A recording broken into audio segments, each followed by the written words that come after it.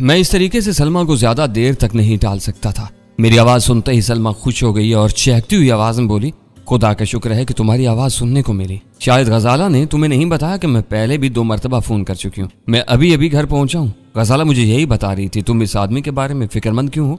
वो आदमी जहन्नुम में जाए, मुझे उसकी फिक्र क्यों होने लगी? मैं तो सिर्फ ये जानना चाह रही थी कि उसने पकड़े जाने के बाद क्या कहानी सुनाई है। वो जहांगीर के दुश्मनों में से कोई था या कोई आधी चोर है? उसे पुलिस के हवाले कर दिया गया है। मैंने सलमा को मुतमईन करने के लिए कहा। थोड़ी सी मार खाते ही उसने सब कुछ उगल दिया है। वो चोरी बल्कि डकैती की नीयत से तुम्हारे कमरे में आया था। खुदा का शुक्र है कि उसने एक गहरा सांस लेकर कहा, मैं तो डर रही थी कि अब जहांगीर के दुश्मनों ने हमारा नया घर भी देख लिया है। लेकिन जहांगीर कह रहे थे कि ये वो आदमी नहीं था जिसे वो बिल्डिंग के सामने मंडलाता हुआ देखकर परेशान हो रहे थे। वो फ्लैटों में काम करने वाली एक लड़की का आशिक था, उसे भी सरजंश कर दी गई है। अब वो भी इधर का रुख नहीं करेगा। मैं सलमा को इस बारे में पूरी तरह मुतमईन करना चाह रहा था। इसका मतलब था कि जहांगीर बिला वजह ही इस कदर खौफजदा हो रहे थे। इसके दुश्मनों का वजूद अपनी जगह पर एक ठोस हकीकत है। तुम जानती हो कि आदमी हर तरफ से खतरात में घिरा हुआ हो तो उसे अपने साय से भी खौफ आने लगता है। मैंने कहा, वो खौफजदा होते हैं तो अपने साथ मुझे भी दहला कर रखते थे। खुदा का शुक्र अदा करो कि वो तुम ही को अपने दुख सुख का साथी समझता है। तुम इन्हें अच्छी तरह जानते हो। तुम तो ऐसी बातें करके मेरा दिल न जलाया करो। उसने शिकायती लहजे में कहा, जब तक वो खतरात में घिरे हुए हैं तो मेरे साथ वक्त गुजारने पर मजबूर हैं। आज हालात बेहतर हो जाएं तो वो नई लड़कियों के चक्कर में निकल पड़ेंगे। मेरी समझ में नहीं आता कि इन्हें इतनी आसानी से अपने मतलब की लड़कियां कैसे मिल जाती हैं। ये तुम्हारे समझने की बातें नहीं है। तुम अपने बच्चे और शौहर पर ध्यान दो। अच्छा ये बताओ कि तुम कब आ रहे हो? उसने मेरी बात काट कर पूरी इश्तियाक लहजे में पूछा। गजाला के साथ किसी भी वक्त चक्कर लगा लूंगा। मैंने कन्नखियों से गजाला की तरफ देखते हुए कहा। इस वक्त वो मेरी तरफ पुश्त किए वीरा से बातें करने में मसरूफ थी, मगर मैं जानता था कि उसके कान मेरी ही तरफ लगे हुए थे। अकेले नहीं आओगे? सलमा की आवाज धीमी और राजदाराना होगी। मुझे तुमसे कुछ बातें करनी है। देखूंगा। मैंने सरसरी जवाब देकर फौरन ही मौजू बदल दिया। जहांगीर क्या कर रहा है? सुबह से खतरा टल जाने की खुशी में खुदा का शुक्र अदा कर रहे हैं। उसकी आवाज इस्तजाहिया होगी। क्या नमाजें पढ़ रहा है? मैंने शदीद हैरत और बेयकीनी के आलम में पूछा। नमाजें? वो जहरीली आवाज में बोली। नमाज क्या, इन्हें तो वजू करने का तरीका भी मालूम नहीं है। इनके लिए तो हर चीज का शुक्राना सिर्फ शराब है, खुशी जाहिर करने के लिए और गम भुलाने के लिए। वो सिर्फ शराब पीते हैं। आज खुदा का शुक्र अदा करने के साथ साथ सुबह से पी रहे हैं और मदहोश हैं। जब आंख खुलती है एक और गिलास अपने मैदे में उंडे लेते हैं। दोनों मुहावजों के आने के बाद वो कुछ ज्यादा बेफिक्र हो गया है। वो दोनों बहुत अच्छे हैं। सलमा के इस तबसरे पर मेरे कान खड़े हो गए और मुझे अव्वल खान के इन शरीफ आदमियों की आफियत खतरे में नजर आने लगी। हिफाजत के साथ मेरे बाहर के छोटे मोटे काम भी कर रहे हैं। अज़वाजी जिंदगी की बेकैफी और तलखियों से उकताई हुई बेहतरी खानादार औरतें इस धीमी धीमी आग में सुलग कर किसी बेवफाई का इर्तिकाब किए बगैर अपनी पूरी उम्र गुजार देती हैं, मगर इनके दश्ते ख्याल में कभी किसी अजनबी के तसव्वुर का भी गुजर नहीं होता। लेकिन सलमा को शुमार ऐसी कनात पसंद औरतों में नहीं किया जा सकता था। इस जैसी औरतें सारी जिंदगी यकीन और बेयकीनी, वफा और बेवफाई के दुराहे पर डगमगाती रहती हैं। बाज़ इसी आलम में अपनी तिश्ना कामियों समेत अपने सांस पूरे कर लेती हैं, लेकिन जिन्हें जरा भी तरगीब और तहफ़्फ़ुज़ नजर आए वो राजदारी से दलदल में उतर जाती है। अव्वल खान के 2 आदमियों को जहांगीर के घर पर रहने की इजाजत देते हुए मेरा ज़हन इस खतरे की तरफ मबजूल नहीं हो सका था। मैं सलमा के ज़हनी कजरवी के हल्के फुल्के ज़ाती तजुर्बात से 2-4 होता रहता था। इसकी जुबान से अव्वल खान के आदमियों की तारीफ सुनकर यक बयक मुझे एहसास हुआ कि मैंने आग और तेल को यकजा करके जहांगीर की खानगी जिंदगी के लिए एक हादसे का पूरा एहतमाम कर डाला था। मैंने फौरन ही सलमा से कहा, तुम्हें इन दोनों से फासला बरकरार रखना चाहिए। तुम इनसे जो कुछ कहोगी वो उसे तुम्हारा हुक्म समझ कर बचा लाएंगे। तुम इनकी सादतमंदी पर नाज करती रह जाओगी और वो अपने एक एक फेल की रिपोर्ट अपने उस अफसर को पहुंचा देंगी जो मेरा गहरा दोस्त है। मैं तुम्हारा मतलब नहीं समझी। उसकी आवाज से शदीद उलझन मुतरश थी। वो अच्छे जरूर है, लेकिन उन्हें अपने साथ गैर जरूरी तौर पर बेतकल्लुफ होने का मौका न देना। तो मुझे ऐसा ही क्या गुजरा समझती हो? मेरी वजाहत पर वो भड़क उठी। मैं अच्छी? मैंने जल्दी से उसकी बात काट कर कहा, मेरी बात का गलत मफहूम ना लो। इनके आने से पहले भी तुम्हारे घर के सारे काम काज चल रहे थे। इन्हें सिर्फ वही काम करने दो जिसके लिए उन्हें भेजा गया है। तुमने इन्हें अपना घरेलू मुलाजिम समझना शुरू कर दिया तो मेरे लिए दुश्वारी पैदा हो जाएगी। ओह, ये मतलब था तुम्हारा। अपने रद्दअमल पर नादम होकर बोली। मैं कुछ और समझी थी। ये तुम्हारी पुरानी खराबी है जो कहा जाता है उससे ज्यादा समझने की कोशिश करती हूँ। उसकी खनकती हुई हंसी के साथ उसकी शौक आवाज आई। पता नहीं तुम में क्या खराबी है कि तुम्हारा ऐसा कड़वा कसीला लहजा भी बर्दाश्त कर लेती हूँ। जहांगीर ऐसी बातें करें तो मैं इनसे लड़ पड़ती हूँ। उसके वो फिक्रे एक तवील जवाब और सरजंश के तालिब थे, लेकिन मैं इस वक्त ज्यादा खुलकर बात करने की पोजीशन में नहीं था। इसलिए बस इतना कहकर रह गया कि यह तुम्हारी मेहरबानी है। वो डाकू तो पकड़ा गया, लेकिन उसकी वजह से हम लोगों को अदालतों के चक्कर तो नहीं लगाने पड़ेंगे। वो अचानक ही पटड़ी बदलकर एक नया सवाल कर बैठी। मैंने सुना है कि ऐसे किस्सों में पुलिस वाले भी खासा परेशान करते हैं। सब बंदोबस्त हो जाएगा। इसका सबसे बड़ा सबूत यह है कि अभी तक कोई भी पुलिस वाला तुम्हारे घर नहीं आया होगा। मैं तुम दोनों का दुश्मन नहीं, बेईख्वाह हूँ। मैंने सख्त लहजे में कहा। जहांगीर तुम्हारी दोस्ती पर नाज करते हैं और मेरा ख्याल है कि इनका ये नाज वजह है। काश मेरी भी तुमसे ऐसी गहरी दोस्ती हो सकती, लेकिन तुम ना जाने क्यों मुझसे दूर भागने की कोशिश करते रहते हो। वो एक मरतबा फिर बहकने लगी थी। मैं उसकी ऐसी बातों का कोई जवाब नहीं दे सकता था। मैंने उसके तबसरे को गोल करके जल्द ही उसके घर आने का वादा करके फोन बंद कर दिया। अगर सलमा को वलीदात के असली अंजाम का पता चल जाए तो वो दहशत से बेहोश हो जाएगी। फोन बंद होते ही गजाला ने तबसरा करके मेरे उस ख्याल की तस्दीक कर दी कि वो अपनी ज़ाहिरी मसरूफियत के बावजूद मेरी और सलमा की गुफ्तगू पूरी तवज्जो से सुनती रही थी। चाय से फारिग होने के बाद हम चारों इधर उधर की बातों में मसरूफ रहे, लेकिन हमें शिद्दत से अव्वल खान का इंतजार था।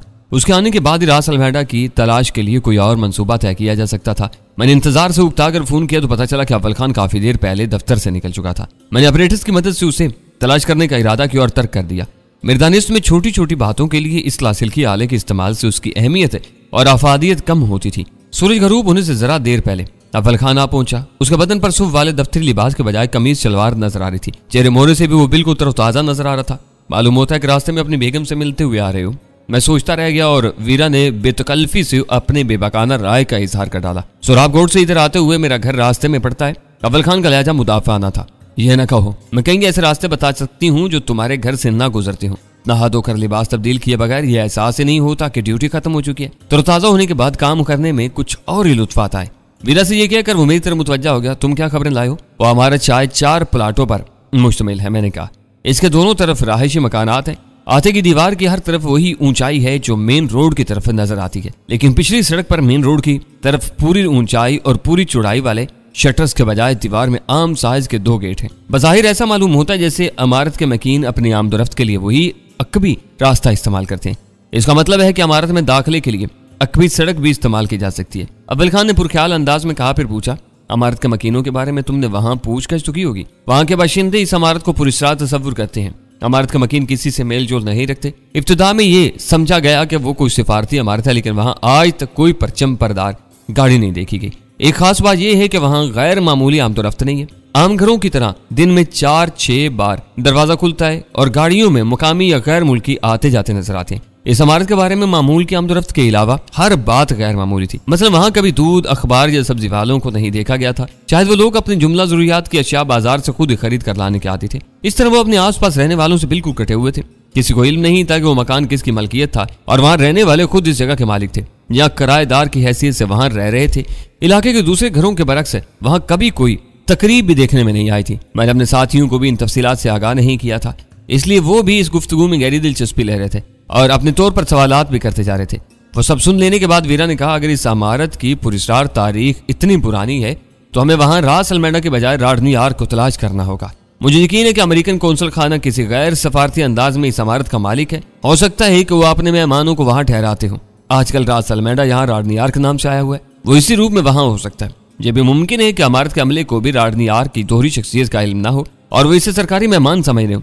तुम्हारी आखिरी बात करीने कयास नहीं है, अव्वल खान ने कहा। सखी मुराद ने बताया है कि रास अलमेडा ने सामने आए बगैर चीफ के रूप में उसे K9 के बारे में ब्रीफिंग दी थी। इमारत के अमले को एतमाद में लिए बगैर ऐसी कार्रवाई करनी मुमकिन नहीं थी। वो जो कोई भी है सब एक है, इनमें कोई तफरीक नहीं की जा सकती। ये बात की बातें हैं। सुल्तान शाह ने कहा, वहां ऑपरेशन हुआ तो सब कुछ सामने आ जाएगा। हमें आज रात ही इस इमारत पर दावा बोलने की तैयारी कर लेनी चाहिए। हम कभी भी बेमकसद खून खराबा नहीं करते। अव्वल खान ने गंभीर संजीदगी से कहा, ऑपरेशन से पहले वहां रहने वालों की हैसियत का तयन जरूरी है, वरना हमारे हाथों बहुत से बेगुनाह मारे जा सकते हैं। वीरा ने हल्का से कहकर लगाकर कहा, तुमने अभी से फर्ज कर लिया कि तुम वहां फाते रहोगे। अभी तो ये भी मालूम नहीं कि तुम वहां घुसने में कामयाब हो सकोगे या ना मुराद लौटाओगे। शायद डैनी ने तुम्हें ट्रेलर की कहानी नहीं सुनाई। अव्वल खान ने वीरा को घूर कर पूछा। वो मैं सुन चुकी हूँ। जरूरी नहीं कि वो तुम्हारे बनाए हुए तरीके पर अपने रद्दअमल का इजहार करें। वो ट्रेलर की दोबारा आमद किसी साजिश का पेश खैमा भी समझ सकते हैं। खोने को हर बात हो सकती है। मैंने कहा, नाकामी के खौफ से हम ऑपरेशन का इरादा तर्क नहीं कर सकते। मैं भी यही कह रहा हूँ। सुल्तान शाह ने मेरी तायद की। हमें फौरन ही अपनी मनसूबाबंदी का आगाज कर देना चाहिए। हम जितनी देर कर देंगे तो हमारी उतनी कामयाबी के इम्कानात भी मादूम होते जाएंगे। तुम ठीक कह रहे हो, अव्वल खान ने कहा। सखी मुराद के घर वालों का सब्र जवाब दे चुका है। तावान का कोई मुतालबा ना होने की वजह पर उन्होंने आज दोपहर आला हुकाम को सखी मुराद के अगवा के बारे में बाखबर कर दिया है और उसकी तलाश के लिए बड़े पैमाने पर सरगर्मियां शुरू कर दी गई हैं। ये बात फैलते ही रास अलमेडा भी चौकन्ना हो जाएगा। तुम्हें सखी मुराद से जो कुछ मालूम करना था वो तुम मालूम कर चुके हो। वीरा ने अव्वल खान से कहा, अब इसे मेजर गोश के हवाले कर दो। वो इसी का केस है। वो सखी मुराद को अपने शिकंजे में जकड़ लेगा। अव्वल खान के होठों पर मानी खेज मुस्कुराहट फैल गई और उसने कहा, वो खुद जानता है कि वो अदालत में सखी मुराद के खिलाफ कुछ भी साबित नहीं कर सकेगा। सखी मुराद बहुत बड़ी मछली है अपने जराये से उसके अगवा की खबर मिलते ही मेजर गौस ने मुझे फोन किया था। वो गैर सरकारी तौर पर सखी मुराद के बारे में जानना चाह रहा था। मैंने अनजान बनकर उसके अगवा पर अपनी हैरत का इजहार किया तो वो मजीद कोई सवाल करने की हिम्मत नहीं कर सका। तुमने उसके मुस्तकबिल के बारे में क्या सोचा है? वीरन तेजी से पूछा। वो और कुछ हो या ना हो, वलीदात का कातिल जरूर है। मुनासिब वक्त पर शहर के किसी हिस्से से इन दोनों की लाशें दस्तयाब होंगी और मुझे यकीन है कि पोस्टमार्टम की रिपोर्ट सखी मुराद के दांतों से वलीदात की गर्दन के रेशों की बरामदगी की कहानी सुनाएगी तो हर तरफ सनसनी फैल जाएगी। तुम्हारा ख्याल है कि मुनासिब वक्त आने तक सखी मुराद इन रेशों की परवरिश करता रहेगा? सुल्तान शाह ने उस इंकिशाफ पर बेअतबारी से पूछा। तुम देख ही चुके हो कि उसने कितनी ताकत से अपने दांत वलीदात के नरखरे में गाड़े थे। सख्त ब्रश या खलाल के बगैर वो इन रेशों से निजात हासिल नहीं कर सकेगा। वो सड़कर उसके मसूड़ों को खराब कर देंगे। मैंने बंदोबस्त किया है कि ऐसी कोई चीज सखी मुराद को ना मिल सके जिससे वो अपने दांत साफ कर सके। अगर ऐसा हो गया तो ये अखबारात के लिए एक लर्जा खेज कहानी होगी। अपने भाई का दांतों से नरखरा नोचने वाले रहनुमा की कहानी लोगों की आंखें खोल कर रखती थी। मगर मुझे भी तुम्हारी स्कीम की कामयाबी में शुबा है। मैंने उसकी बातों में हिस्सा लेते हुए कहा। दांतों के अलावा उसका लिबास भी उसके जुर्म की गवाही देगा। अव्वल खान ने पूरे एतमाद मुस्कुराहट के साथ कहा। उसने सुल्तान शाह की हिदायत पर अपना चेहरा और लिबास पानी से धो लिया था, लेकिन कपड़े के ताने बाने से खून के जर्रात इतनी आसानी से अलग नहीं होते। एक गुमनाम खून के जरिए हुकाम को इन राहों पर डाल दिया जाएगा। सखी मुराद के साथ यही होना चाहिए। गजाला ने आंखें बंद करके झुरझुरी लेते हुए कहा। ऐसे दरिंदा सिर्फ इंसान को बेनकाब किया जाना जरूरी है जो अपनी आम जिंदगी में लोगों का रहनुमा और गम गुसार बना फिरता है, लेकिन अंदर से बिल्कुल हैवान है। मेरा बस चले तो मैं इसे जिंदा रखकर ये सब बातें साबित करूं ताकि वो किसी को मुंह दिखाने के काबिल न रहे। इसे जिंदा रखा गया तो कुछ भी नहीं हो सकेगा। इस ख्याल ने अव्वल खान को अफसुर्दा कर दिया। मुल्जिम सखी मुराद की तरह कद आवर शख्सियत का मालिक हो तो उसके खिलाफ काम करने वालों पर कानून और ज़ाब्तों की पाबंदियां बहुत सख्त हो जाती हैं। जो मैं अंदाजा नहीं है कि बदउनवान हुक्मरानों की सरपरस्ती में करप्शन का नासूर कितना गहरा हो चुका है। बस अव्वल खान की बात मुकम्मल होते ही वीरा ने उसे खामोश कर दिया। हमें तकरीरों के बजाय काम करना चाहिए और इस वक्त रास अलमेंडा की सरकोबी सबसे बड़ा काम है। हम में से हर शख्स की दिली ख्वाहिश थी कि रास अलमेंडा का फितना जल्द अज जल्द अपने कैफरी किरदार को पहुंचे, लेकिन मैं नामालूम वजूह की बिना पर उजलत के हक में नहीं था। दूसरी तरफ अव्वल खान ने ट्रेलर के स्टेशन 4 पहुंचते ही उसे एक हल्के फुल्के आर्म्ड पर्सनल कैरियर में तब्दील कराने का काम शुरू कर दिया था। कंटेनर की पतली और गैर महफूज आईनी दीवारों के पीछे 4 फुट ऊंची और मोटी चादरें वेल्ड की जा रही थी ताकि इनके पीछे बैठे हुए अफराद बाहर से होने वाली फायरिंग से महफूज रह सकें। इन चादरों की मोटाई इतनी रखी गई थी कि हल्के और दरमियानी कैलिबर के हथियारों का फायर नाकाम बनाया जा सके। इस 4 फुट की बुलंदी के बाद कंटेनर की दीवारों में छोटे छोटे सुराख किए जा रहे थे ताकि इनके जरिए अंधाधुंध फायरिंग करके दुश्मन को हरासा किया जा सके। अव्वल खान का ख्याल था कि वो काम रात तक मुकम्मल हो जाना चाहिए था। इन तैयारियों पर बात करते हुए एक मरतबा फिर ट्रेलर के ड्राइवर का मसला उठ खड़ा हुआ। पूरे प्लान में बज़ाहिर वही एक फर्द था जिसकी जान को सबसे ज्यादा खतरा लाक हो सकता था। विंडशील्ड से आने वाली एक ही गोली उसका काम तमाम कर सकती थी और अव्वल खान अपने किसी भी आदमी को ऐसे खतरे में झोंकने पर आमादा नहीं था।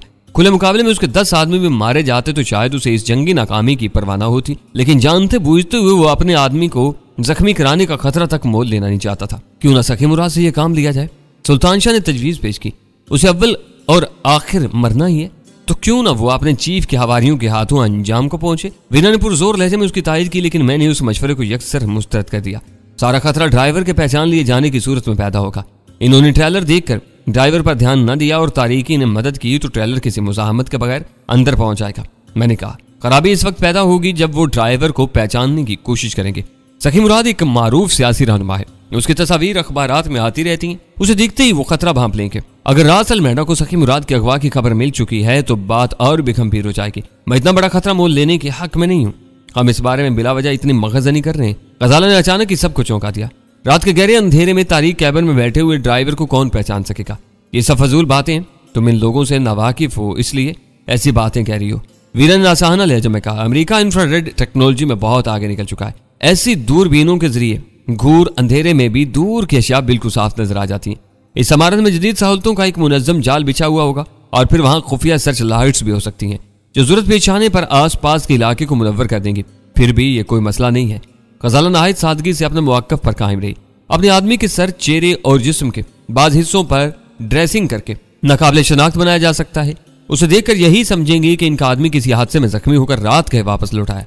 गजाला की वो सीधी सादी तजवीज सुनकर सभी हैरत और मुसरत से उछल पड़े। तुमने कमाल कर दिया। अव्वल खान तहसीन अमेज नजरों से उसकी तरफ देखते हुए बोला। सामने की इतनी सी बात हम में से किसी के अकल में नहीं आ रही थी।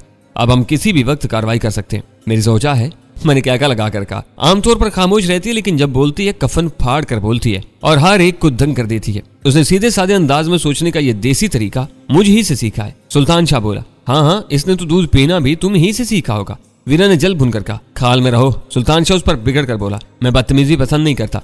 इसमें बदतमीजी की क्या बात है? वीरा ने बेपरवाही से कहा, तुम खुद ही उसे अपनी छोटी बहन कहते हो। खामोशी। अव्वल खान ने हाथ उठाकर वीरा की बात काट दी। जरा मैं अपने दफ्तर बात कर लूं। वीरा ने अपनी जगह छोड़ी और सुल्तान शाह को जुबान चलाने का मौका दे दिया। गजाला बेख्तियार हंस पड़ी। वो एक संगीन ताअत्तुल था जो बातों ही बातों में अचानक आ गया था। मंसूबा पर अमल शुरू होने की उम्मीद बंधते ही हर एक पुरजोश और फाल नजर आने लगा था। मैंने पर्दों के दरमियान से देखा कि बाहर अंधेरा छाने लगा था। शायद वीरा शाम का पहला गिलास लेने के लिए अपने कमरे की तरफ गई थी। मेरे दिल में यक बयक मैनोशी की ख्वाहिश ने सर उबारा और मैंने अपनी जगह छोड़ दी। चाहे तुम वीरा से वक्त मालूम करने जा रहे हो? सुल्तान शाह ने जो मानी लहजा में मुझे टोका। वो इतना खराट हो गया था कि बस औकात मेरे चेहरे से मेरे दिल की बात पढ़ लेता था। मैं गुस्से से उसे घूर कर रह गया। इस वक्त तक अव्वल खान फोन पर गुफ्तगू शुरू कर चुका था। गजाला ने सुल्तान शाह के करीब होकर कहा, इनसे मत लड़ो, अब हम मुमताज सी चाय बनाकर पीते। मैं रुके बगैर ड्राइंग रूम से निकलकर वीरा के कमरे की तरफ बढ़ता चला गया। उसके कमरे में पहुंचकर मुझे दूसरी हैरत का सामना करना पड़ा। उसके सामने मेज पर 2 गिलास रखे हुए थे और वो बोतल से दूसरे गिलास में स्कॉच अंडील रही थी। ये दूसरा गिलास किसके लिए बना रही हो? मैंने सामने वाली कुर्सी संभालते हुए पूछा। तुम्हारे लिए, उसने बेसाख्ता कहा। हम पांचों में से कौन इसे मुंह लगाता है? मुझे मालूम था कि तुम जरूर आओगे। मैंने पहले से 2 साफ गिलास निकाल लिए थे। मैं मैनोशी के लिए नहीं, तुमसे तखलिए में कुछ बातें करने आया था। मैंने भुना कर कहा, तुम पीने के मूड में नहीं हो तो दूसरा गिलास भी मैं पी लूंगी। कहो क्या बात करनी है? उसने वो फिक्रा ऐसी बेपरवाही से कहा था जैसे मेरी वजाहत पर जरा भी यकीन न आया हो। मैं चंद सानियों तक उसे फाड़ खाने वाली नजरों से घूरता रहा और फिर गिलास उठाकर एक लंबा घूंट अपने मेदे में मुंतकिल कर लिया।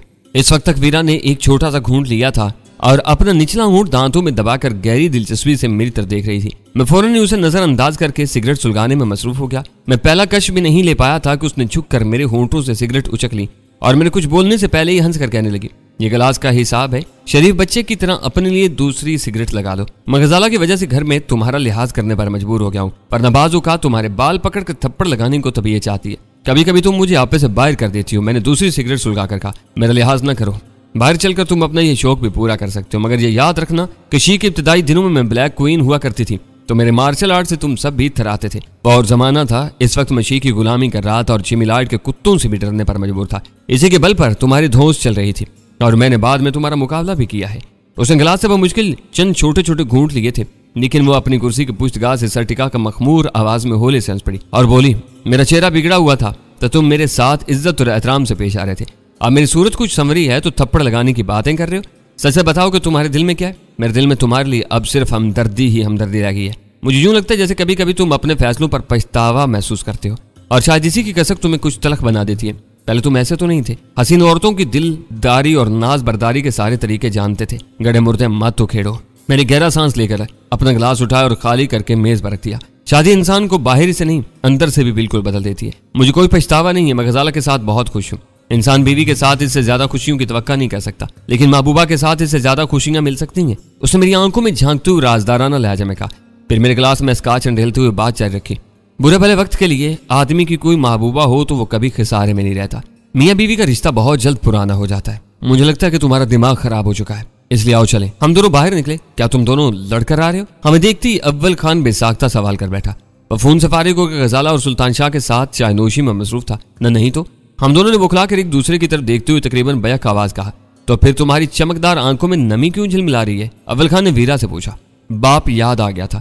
वीरा की आवाज अचानक भरा सी गई। वो कितना ही बुरा सही, लेकिन मेरा बाप था। मुझ जैसे लोग तो वैसे भी अपने बदाई से मौत तक अपने बाप के प्यार के लिए तरसते रहते हैं। इसकी आवाज रुंध गई थी और वो अपनी बात पूरी नहीं कर सकी। उसने अपने अंदर के दुख को कमाल महारत से अपने बाप की तरफ मोड़ दिया था।